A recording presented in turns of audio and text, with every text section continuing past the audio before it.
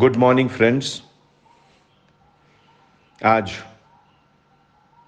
30 मार्च है और हमारे देश के हर स्टेट में जो जंग लड़ा जा रहा है, जिसमें आप और हम भी शरीक हैं, इसको जीतने की तैयारी, इसको जीतने की उम्मीद और इसको जीतने के लिए की गई सभी कोशिशें केवल एक बात पर डिपेंड करती है कि आप और हम सोशल आइसोलेशन, घर में रहना, कितना इफेक्टिव तरीके से कर रहे हैं।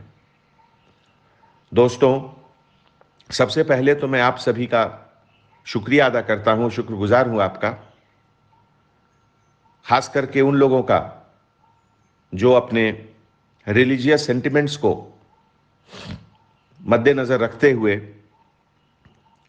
ये डिसीजन लिया कि घर में रहकर ही इबादत करें और बाहर किसी रिलीजियस प्लेस में जाकर इकट्ठे एक जगह जमा न हो। आप जानते हैं कि ये वायरस एक इंसान से दूसरे इंसान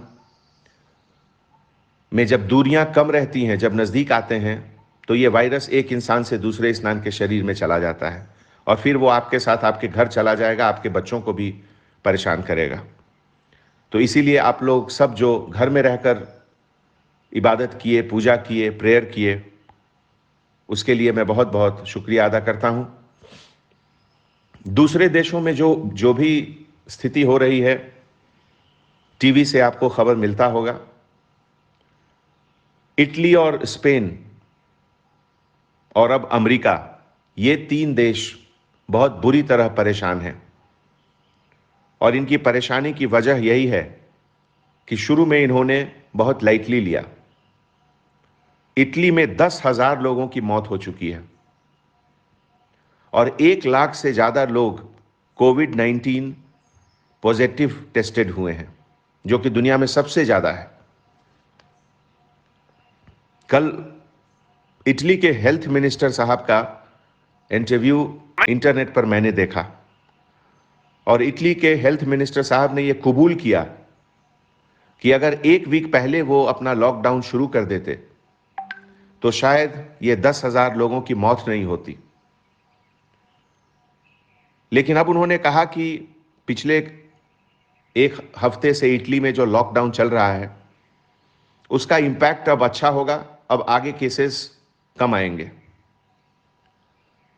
तो इससे आपको और हम लोगों को सबक मिलता है घर में रहना कितना जरूरी है।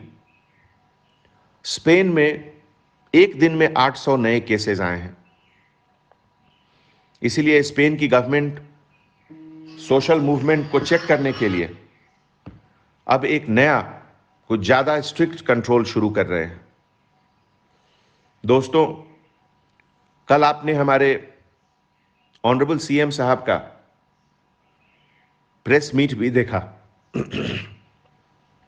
तेलंगाना स्टेट की तरफ से टॉप प्रायोरिटी कोविड-19 वायरस को कंट्रोल करना है और इसके साथ जो जुड़ी हुई मसले हैं वो भी टॉप प्रायोरिटी हैं।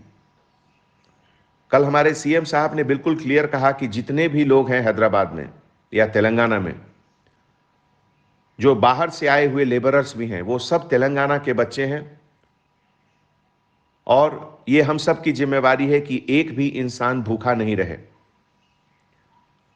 सीएम साहब का ये अपील और ये सीएम साहब का ये स्टेटमेंट, ये हम लोगों के लिए एक गाइडिंग प्रिंसिपल है और पुलिस डिपार्टमेंट के तरफ से हम लोग हर वक्त मौजूद हैं। अगर कहीं भी आप लोग को रिपोर्ट मिल रहा है कि कुछ लोग भूखे हैं, खाना नहीं मिल रहा है, आप कोविड कंट्रोल में नंबर करिए, हमारे ईमेल जो आप लोग को दिया गया है उस पर बताइए, सोशल मीडिया पर बताइए, डायल 100 पे बताइए, 108 पर बताइए, जहां भी आपको जो सुविधा है। और कुछ नहीं तो local police station, local sector SI, petrol car, blue Colt, किसी को भी बता सकते हैं और हम लोग अरेंज करेंगे। यह बहुत जरूरी है।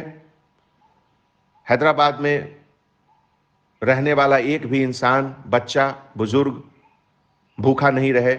यह आपकी और हमारी जिम्मेवारी है। जहां तक हैदराबाद में एनफोर्समेंट का सवाल है, तो कुछ एरियाज में परचेजिंग के नाम पे कुछ लोग जमा हो रहे हैं। मैं उन लोगों को फिर से अपील करता हूं कि सोशल डिस्टेंसिंग मेंटेन करें, और यह लॉकडाउन तभी सक्सेसफुल होगा। आने वाले कुछ फेस्टिवल में हमारे जो लीडर्स हैं, उन्होंने उस प्रोग्राम को कैंसिल करने की अनाउंसमेंट की है, प्रोसेशन की, तो उनको मैं शुक्रिया अदा करता हूं। और तमाम एनजीओज को भी मैं बहुत शुक्रिया अदा करता हूं, जो पुलिस डिपार्टमेंट के साथ मिलकर गरीबों को खाना खिला रहे हैं। लॉकडाउन के सिलसिले में कुछ केसेस ब्लैक मार्केटिंग के बाहर आए हैं, और कल भी एक केस बुक हुआ जिसमें कुछ लोग अरेस्ट हुए। इसलिए अगर आप लोगों को कहीं ब्लैक मार्केटिंग का रिपोर्ट मिलता है तो आप फौरन लोकल पुलिस स्टेशन को खबर करें। इसेंशियल सर्विसेज के मूवमेंट के लिए केवल हैदराबाद में लगभग 10,000 से ज्यादा पासेस इशू हो चुकी हैं। फिर भी अगर किसी को इसेंशियल सर्विसेज या गुड्स के मूवमेंट के लिए पासेस नहीं मिला है, तो वो पुरानी हवेली या बशीरबाग ऑफिस में आकर ले सकते हैं। और ईमेल पर भी उनका सिस्टम है, जो कि आप लोग को मालूम है, ईमेल से भी ऑब्टेन कर सकते हैं। ऐसे मौके पे मैं उन लोगों को वार्निंग देना चाहता हूं जो फेक न्यूज सर्कुलेट करते हैं। कुछ लोग कमिश्नर ऑफ पुलिस की आवाज में कुछ बात करते हैं, कुछ लोग किसी लीडर्स की आवाज में बात करते हैं। मैं उन सबको वार्निंग देता हूं कि आप लोग अरेस्ट होकर जेल जाओगे। डिजास्टर मैनेजमेंट एक्ट और epidemic prevention act, Hyderabad city police act, और एक पूरी चैप्टर है इंडियन पिनल कोड में पब्लिक हेल्थ के लिए। उसमें पुलिस को बहुत पावर्स है, और कोई भी न्यूज चैनल अगर इस तरह की र्यूमर्स को स्प्रेड करेंगे तो उनके खिलाफ भी कार्रवाई होगी। हैदराबाद में कोई रेड जोन नहीं है। हैदराबाद बिल्कुल नॉर्मल है। यह रेड जोन का खबर भी बिल्कुल बकवास है, और कुछ मीडिया चैनल ने इसको दिखाया है, उनको मैं आज लीगल नोटिस भी भेज रहा हूं। ऐसे मौके पे टोली चौकी में एक दो सुपरमार्केट के खिलाफ केस बुक हुआ है, जो चीजों को काफी महंगे रेट पर बेच रहे हैं। तो उनके मैनेजर, उनके ओनर, उनको अरेस्ट करके जेल भी भेजा जाएगा। ट्रैफिक पुलिस के तरफ से एनफोर्समेंट का काम चल रहा है। जो लोग वायलेट कर रहे हैं रूल्स को, वायलेट कर रहे हैं लॉकडाउन को, और बिना इसेंशियल काम के इधर उधर घूम रहे हैं, उनकी गाड़ी भी सीज कर ली जाएगी। दोस्तों, आपके सेफ्टी और सिक्योरिटी के लिए हैदराबाद में 170 से ज्यादा चेक पोस्ट और चेक पॉइंट्स मौजूद हैं। ये सभी चेक पोस्ट, चेक पॉइंट में के पास वायरलेस है और रेगुलर मॉनिटरिंग चल रही है।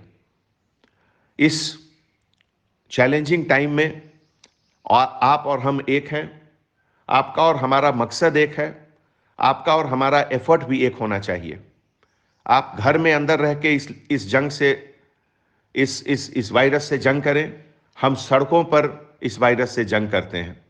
और आखिर में आपके और हमारे पूरे डिपार्टमेंट के तरफ से एक बार फिर मैं उन तमाम डॉक्टरों को, नर्सेस को, टेक्निकल स्टाफ को, सफाई कर्मचारी को जो हॉस्पिटल में काम कर रहे हैं 24 आवर्स इस वायरस से लड़ने के लिए, उनको सलाम करता हूं, उनको सैल्यूट करता हूं। जय Hind. Anjani Kumar, commissioner of police, Hyderabad.